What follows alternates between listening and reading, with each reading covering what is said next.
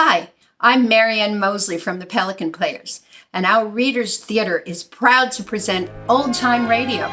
Today's selection is from Suspense, titled Cabin B-13. Enjoy the show. Welcome.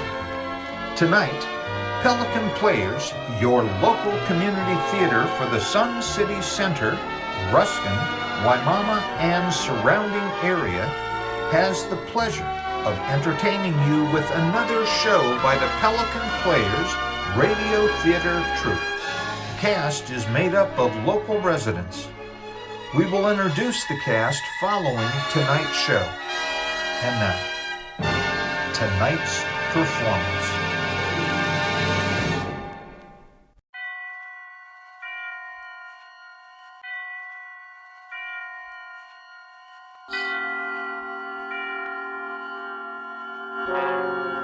Good evening. The Pelican Players presents a production of Cabin B-13, written by John Dixon Carr, and broadcast on CBS Radio, March 13th, 1943.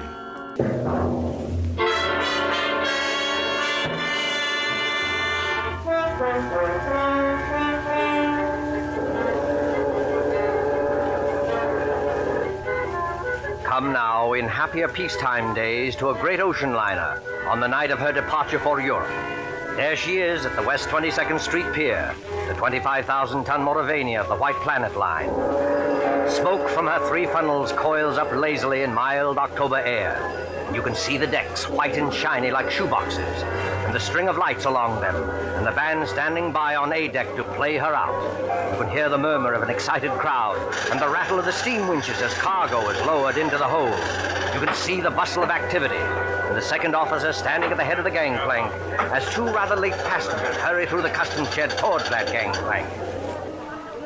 Oh, it's all right, Ricky. We're not too late. No, Ann, I thought we'd be in time. A honeymoon in Europe. 3 whole months with nothing to worry about. That's right, dear.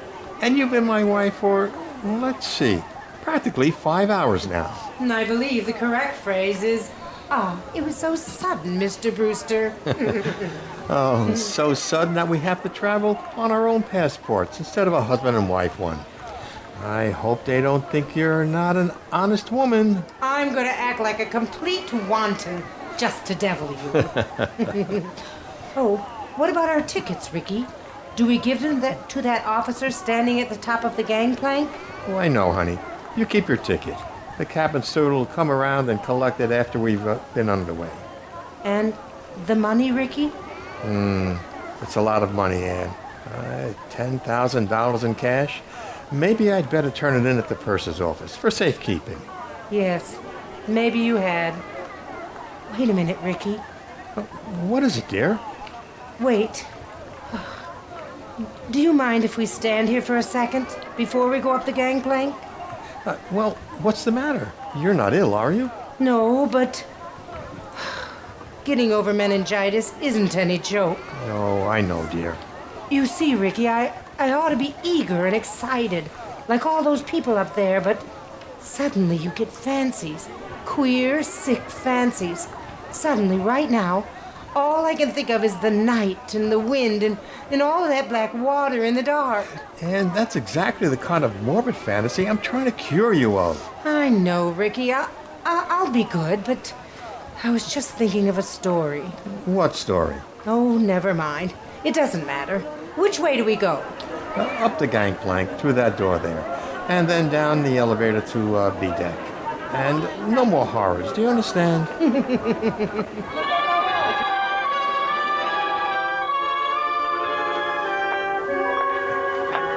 Here we are, Ann. B deck. And cabin number... Oh, good Lord. B-13.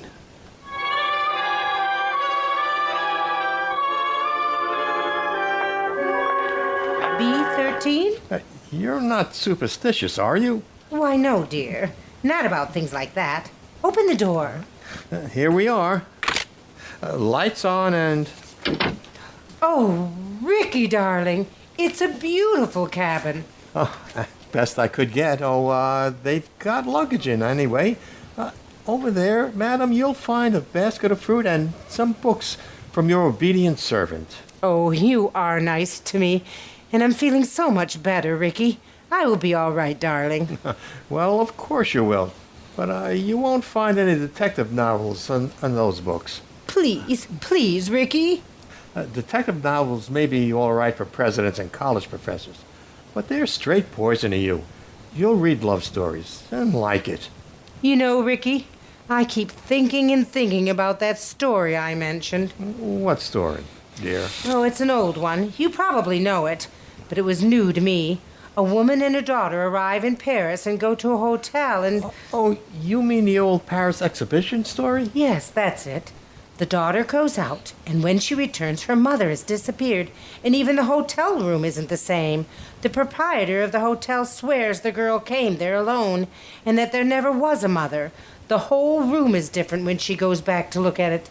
The girl goes to the police, and they won't believe her, and she's nearly crazy. Of course, it turned out that the mother has caught bubonic plague and died, and they're hushing it up so the visitors won't keep away from the city and ruin the whole exposition.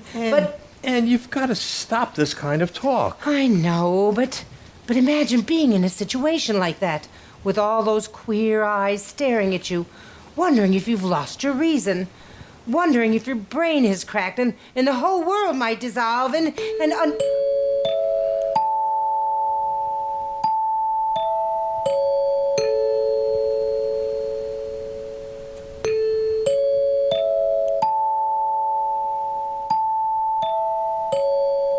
Listen.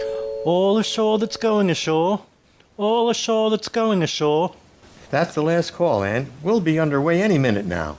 You know, Ricky, I would like to see the skyline go past and the Statue of Liberty and the rest of it. Well, then why not go up and see it? I've got to deposit the money in the purser's office on C deck. But I don't like you to leave me. Aw, now look here, dear. You don't think I'm going to disappear, do you? Well, I suppose I don't, really. But when I get these ideas, and I can't help it, Ricky, I wish you'd wallop me. I'm not going to wallop you, Ann. But you've got to stop being afraid. You certainly won't disappear in a crowded ship with any number of people around you. As for me, I defy Houdini himself to make me vanish. Don't talk like that. I'm not going to vanish, and neither is this cabin, dear. Now, run along. I'll join you on deck as soon as I can. All right, Ricky. I'll be good.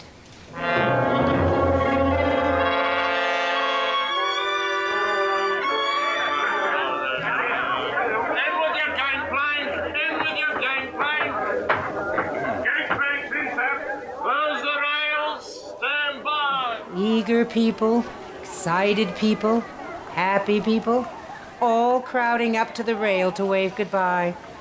Nothing to worry about, nothing on their minds except... Except what? Oh! Except seasickness, madam? Oh! Oh, I beg your pardon. I hadn't meant to startle you, believe me. Oh, please don't mention it. How silly of me. It was my fault. I haven't been very well. I noticed it, madam, if you forgive me. That was why I spoke to you. As you can see by my uniform, I am the ship's doctor. This is a British ship, isn't it? But you don't sound British. No, I am an American, madam. Dr. Paul Heinrich at your service. I'm Mrs. Brewster, Doctor. Ann Brewster. When does the ship go? In about a second, Mrs. Brewster, you'll hear a whistle. Then the band will strike up Old Lang Syne, and then... We're moving, aren't we? Yes. Don't you feel the vibration of the engines?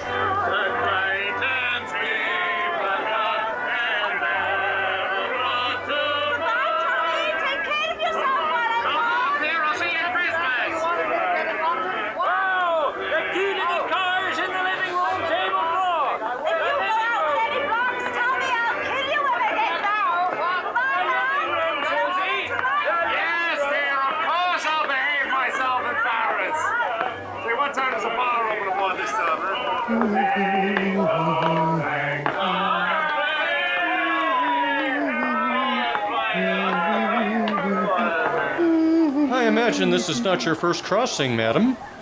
Oh, I'm afraid it is, Dr. Heinrich. My husband's crossed many times, he tells me, but not on this ship. Well, then I hope you're a good sailor. Why, Dr. Heinrich? Well, because we'll run into some very dirty weather once we're out at sea. October is a very bad month for traveling. Well, if I do get seasick, Doctor, I'll rush straight to you, and I'll expect to be cured. Oh, well, let me tell you a secret, madam. There are two common ailments for which medical science has no cure. One is ordinary seasickness, and the other is hangover. Well, tomorrow morning, I shall be dealing with both. And enjoying it? Oh, no. Sympathizing with it, that's all I can do. How do you like the Mauravania? Oh, it's a magnificent ship from what I've seen of it. And you know, they've given us a very nice cabin down on B deck. B-13. What's the matter? Why are you looking at me like that? Oh, I beg your pardon. Did you say B-13? Yes? Why not? Are you quite sure of that, madam? Why, yes, of course. I'm sure of it. I saw the number on the door. Why not? Well, because... Go on, Dr. Heinrich. Because there's no such cabin aboard this ship. I'm not joking, Mrs. Brewster. You see, some people are superstitious. Many ships, like this one, omit number 13 on each deck. You must have been mistaken. What are you trying to tell me? Do you think I saw something that wasn't there? No, Mrs. Brewster, not at all. I only... Then come along with me. I'll show you. I'll prove to you that there is a number 13. Will you come along? Yes, Mrs. Brewster. I think perhaps I'd better escort you.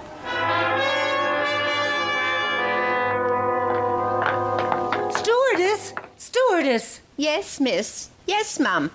Coming straight away. Tell me, stewardess, this is B deck, isn't it? B deck, ma'am. Why, yes, ma'am, no doubt about that. But Dr. Heinrich and I have been all over this part of the ship looking for cabin number 13. I've been trying to but convince this lady, stewardess, that there's no such cabin as cabin number 13 on the ship. Why, there sure to heaven isn't, ma'am, and never has been.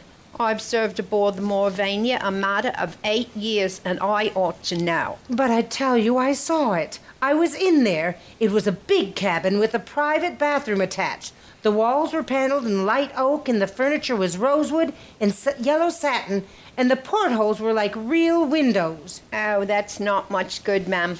No, I'm afraid not. Most of the cabins hereabout look like that. May I ask you, what name was the cabin booked in? Brewster, naturally. Mr. and Mrs. Richard E. Brewster. Here, let's have a look on my list. No, there's no Brewster here, ma'am. I tell you, I was in there. They even delivered the luggage. I saw it. Excuse me, ma'am, but I had a look-see in all the cabins I'm in charge of just to see if the passengers wanted anything, and I don't remember any luggage with a Brewster label on it. Wait a minute. There may be a partial explanation of this. Now, you see, that's better, Mrs. Brewster. I was hoping you might find one. Ricky, well, that's my husband. Ricky and I have only been married a very short time, and when my maid printed the baggage labels, she must have made them out in my maiden name. I never noticed it at the time. Oh? What name might that be, ma'am? Thornton. Anne Marie Thornton. Oh, Lord, miss. Now, why couldn't you have said that before? I remember it well. 2 suitcases and a little trunk. They're in B-16 now. Well, where's B-16? Right behind you, miss. You're standing practically in front of the door. Oh, thank goodness. Oh, yes, but where's my husband's luggage? There's no gentleman's luggage in that cabin, miss. Your husband's or any other gentleman's, if you know what I mean. Well, I won't stand for this. Where's Ricky? What have you done with Ricky? Please, Mrs. Brewster. There's one easy way to settle this. Settle it? How? No, just look down the corridor. You notice the man coming towards us? The man with the 2 gold stripes round his sleeve? Well, that's Mr. Marshall, our second officer. Did you ever see him before? Yes. Yes, of course I have. He was standing at the top of the gangplank when Rick and I got aboard. Exactly. so he might be able to tell us something. Oh, Mr. Marshall? Mr. Marshall? Yes, Doctor. How may I be of service? Would you mind coming here for a moment? Why, not at all, old boy. Always glad to oblige a chap who might have to cut me up at any moment, eh? Well, what may I do for you? Take a look at this young lady and tell me, have you seen her before? Seen her before? Well, my dear chap, if I had overlooked... The young lady will pardon me. I know a passenger as charming as this lady is, I would be less of a gentleman than I fancy myself, eh? You saw her coming aboard tonight. Oh, yes, certainly. And, of course, you saw the gentleman who was with her. The, gentleman who was with her? yes, yes, yes. Oh, but there was nobody with her, old boy. You're quite certain of that, Mr. Marshall? My dear doctor, she was the last of 'em to come aboard. I'll take my Bible oath there was no other passenger with her, or ahead of her, or behind her, if it comes to that. You're lying. You're lying to me. Please, Mrs. Brewster, lower your voice. I know what it is. It's the old Paris trick, like in the story. But you won't get away with it. Do you hear? Now, look here, madam. I'll go to the purser. I'll go to the captain. Oh, dear Father in heaven, won't anyone believe me?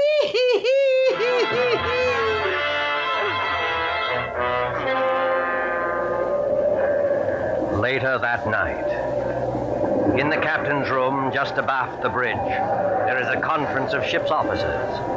Outside, stung by spray clinging to the bulkhead rail in the dark, a frightened girl waits until the door of the cabin's room opens. Will you bring the young lady in, Mr. Heinrich, and close the door? Yes, sir. Here we are. This is Captain Wainwright. Now, just tell your story straightforwardly, and please don't excite yourself. Well, then, maybe we can get down to some decision into this matter. Will you sit down here beside my desk, Miss Thornton? My name is Brewster, Captain. Mrs. Ann Brewster. Whatever you say, Mrs. Brewster. Thank you very much, Captain. I might tell you, ma'am, I've got a lot on my mind already. My first officer comes aboard with an attack of flu. I'm facing an equinoctial gale short-handed. And now this has to happen on top of it. Well, I'm terribly sorry. I can't help that, Captain.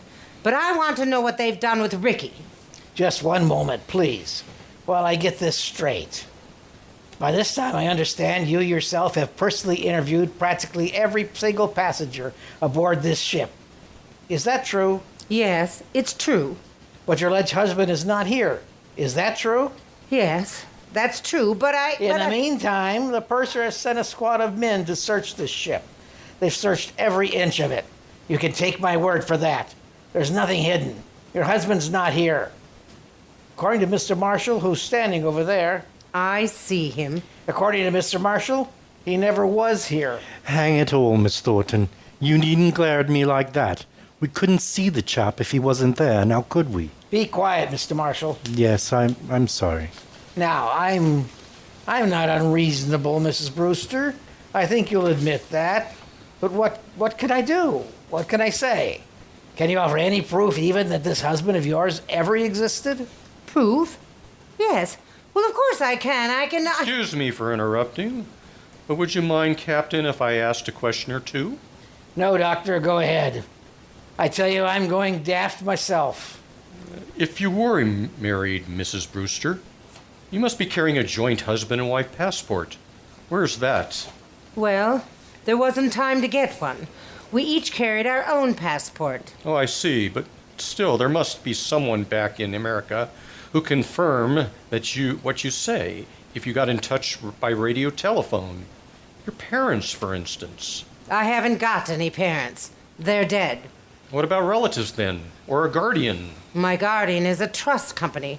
The administrators don't even know I'm married. But somebody must have performed the ceremony of marriage, the pardon, the justice of the peace. Yes, of course, but...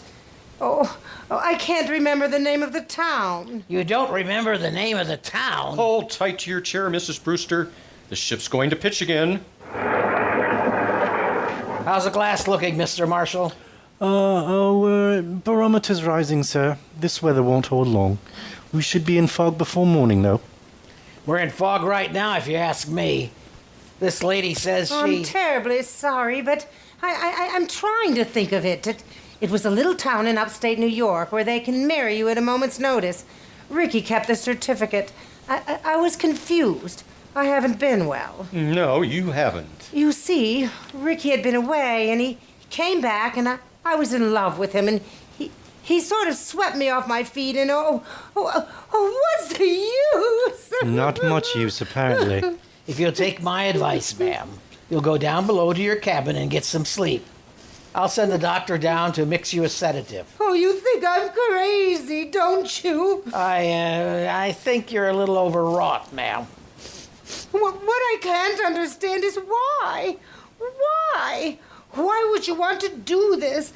It can't be the bubonic plague this time. Bubonic plague, ma'am? Who said anything about the bubonic plague? Oh, never mind. But I'll show you. You're all against me, except maybe the doctor. But I'll show you. I'll prove it to you. I'm going downstairs, and I don't want anybody to follow me. Good night. Good night, all of you. Well, I'm glad that's over. Look here, Mr. Marshall. Huh? Do you think it's quite safe to trust her out there alone? I don't know, sir. She's mad as a hatter, if you ask me. Do you think she might do something foolish? Oh, I think she might chuck herself overboard, if we're not careful. What's your opinion, Doctor? I can give you my opinion, gentlemen, in a very few words. That girl's as sane as you are. What's that? Sane? Wait and hear what I have to say. I shared your own belief at first, but I've been talking to her all evening. I've heard the whole story, and there's not a psychopathic trait in her nature. She firmly believes in this husband. Yes, Doctor, a lot of people firmly believe they're Napoleon, but they get tossed into the loony bins just the same. Well, this matter's not a joke, Mr. Marshall. I tell you, this man exists. Or did exist. What do you mean, Doctor? Did exist? Well, suppose he had been murdered. Perhaps he has been murdered and thrown overboard. Murdered? Thrown overboard? If you remember, Richard Brewster was carrying a very large sum of money in cash. His wife's wedding gift. Practically all her inheritance. He meant to go to the purser's office, but he never got there. The money might have been a great temptation. To whom? To a stewardess, perhaps. Or even to a ship's officer. Just exactly what are you getting at? Well, numbers on the doors can be changed easily enough. Just print a small card and put it in the metal slot on the door. I still want to know what you're driving at. If you use your intelligence, gentlemen, I think you'll understand how a man can be made to vanish into thin air. And why Mr. Marshall saw no other passenger. You still don't see it? No, I do not. Well, then listen, and I will explain exactly.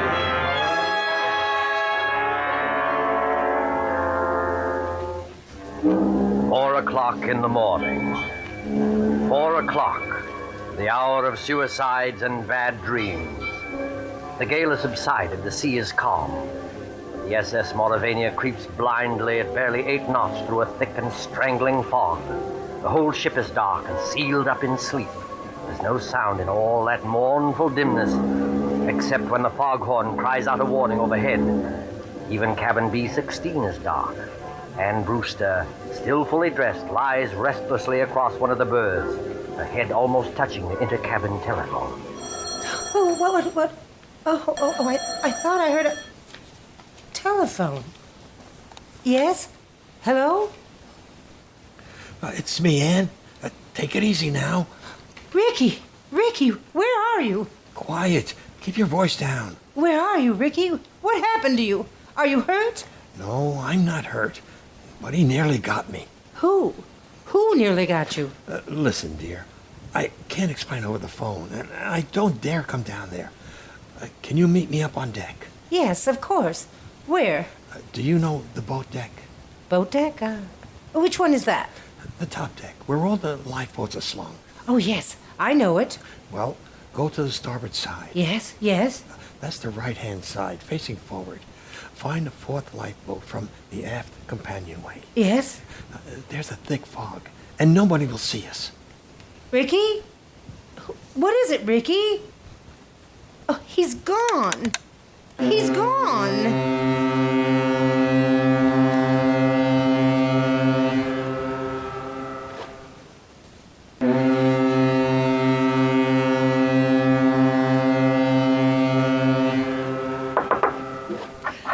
Excuse me, miss, but I thought I heard somebody talking in here. Stewardess, what are you doing up at this time of the night? If I might ask, miss, what are you doing up and dressed? Oh, you ought to get some sleep, miss. You really ought. Well, it might interest you to know, stewardess, that I've just been talking to my husband. Now, look here, miss. Don't start that all over again. Please, don't start that all over again. You all pretended to think I was mad, didn't you? And you nearly drove me mad. But Ricky's beaten the whole crowd of you, and I'm going out on deck to meet him now. Out on deck, miss? Well, that's what I said. Where's my coat? Don't go out there, miss. Not in the state of mind you're in. And the fog's so thick you can't hardly see your hand in front of your face. Stand away from the door, please. Suppose, miss, I didn't want to let you go out there. I don't think it would matter much. You've probably heard that mad people have 10 times ordinary strength, and I'm stronger than you anyway. Miss, I'm a-begging you. Stand away from that door.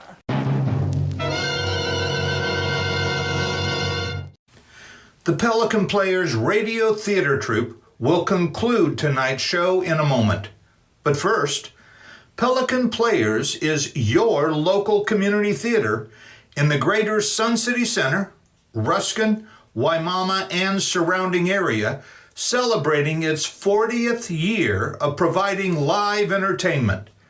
Pelican Players consists of all volunteer local talent on stage and backstage, performing in our main stage, Reader's Theater, cabaret singers, mystery theater, Make 'em Laugh comedy troupe, Twig Theater, and radio theater productions.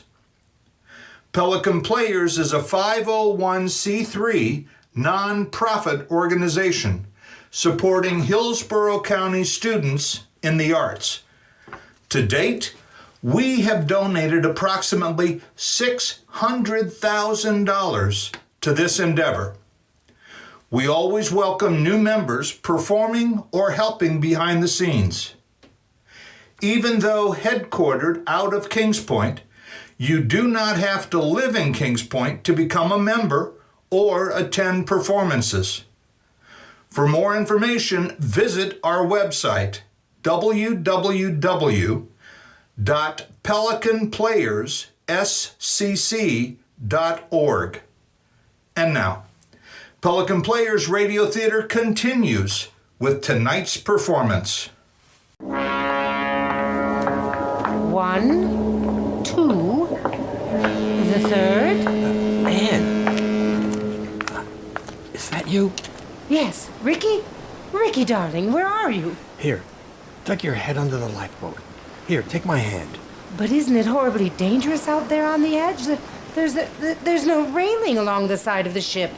Don't worry, Anne. I won't let you fall. Look out! Oh! Oh, if you went overboard here, we're well aft and near the propellers. The suction would carry you into the propeller blades and...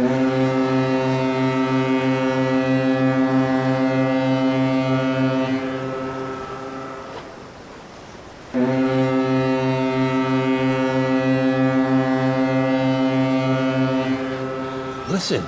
I can't hear anything except the foghorn. Yes, but I can. There's somebody walking along the deck.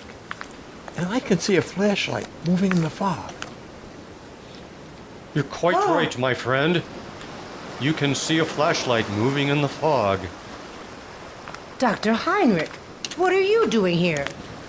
At the moment, young lady, I'm covering both of you with a revolver. Please don't move. So, you were in the conspiracy, Dr. Heinrich. May I ask you, what conspiracy? The whole ship's conspiracy to say Richard Brewster didn't exist. My dear young lady, You can set your mind at rest. There never was any ship's conspiracy against you. The people you spoke to were perfectly honest. Including Mr. Marshall, I suppose? Yes, including Mr. Marshall. And what's this all about? Stand back there. Well, I suppose he was telling the truth when he said nobody came up the gangplank before me or after me. I beg your pardon. That was not what he said. He said no passenger came up the gangplank with you at this time. Well, what's the difference? Great crime was arranged for tonight, young lady. No less a crime of murder. Murder?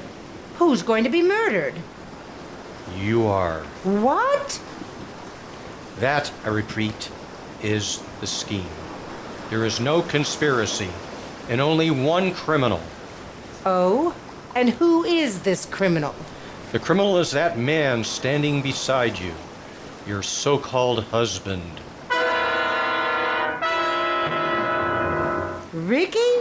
Oh, you don't know what you're saying. I think I do. Marshall, of course, did see someone walk up the gangplank, loitering behind you. But he never dreamt of associating that person in any way with you. He saw a ship's officer returning from shore leave in civilian clothes. A ship's officer? Yes, that man you call husband. His name isn't Richard Brewster. His name is Blaney, and he's the first officer of the Mauravania. Are you trying to tell me that my... Captain can identify him. He's actually British, though he can fake an American accent very well. He has already got a wife in England, and he's planning to join her with the $10,000 he got from you.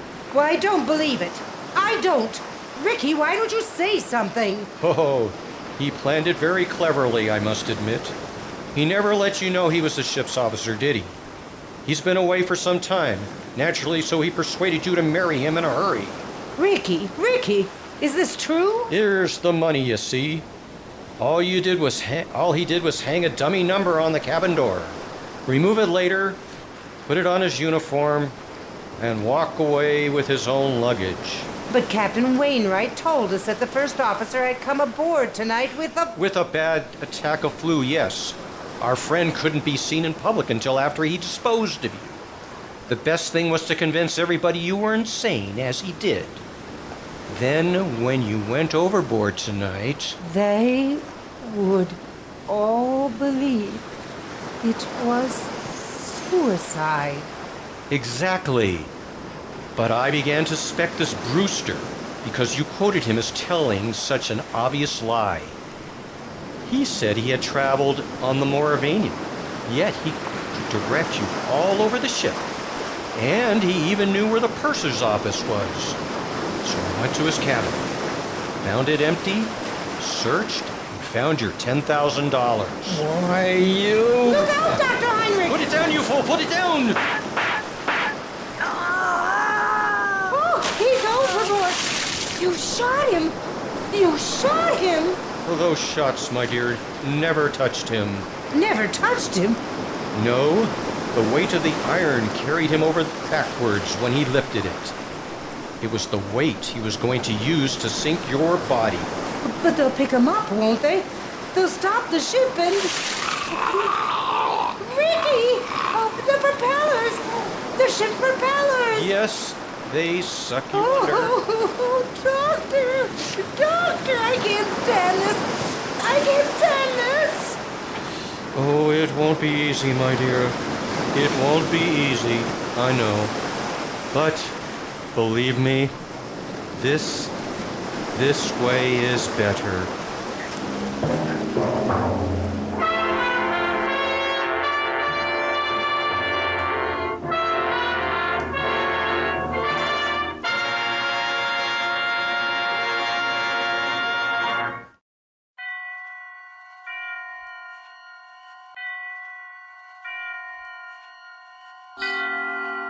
Thank you for listening to our recreation of Cabin B-13, written by John Dixon Carr and directed by Jack Stevens.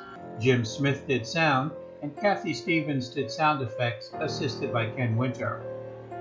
Ed Brown did our post-production work. Many of the sounds you heard are from the original radio broadcast. The cast of characters included Lucy Malakos as Ann Brewster, Jimmy Sapia as Richard Brewster, James Mosley as Second Officer Mr. Marshall, Ken Rodman as Dr. Paul Heinrich, Marianne Mosley as Cabin Attendant Stewardess, and Ron Banaszak as Captain Wainwright. Pelican Players remind you that you do not have to be a Kings Point resident to attend our theatrical events, such as Reader's Theater, Main Stage Productions, Murder Mysteries, Cabaret Singers, Twig Productions, and Comedy Troupe events. Look us up on our webpage, pelicanplayersscc.org. And thank you.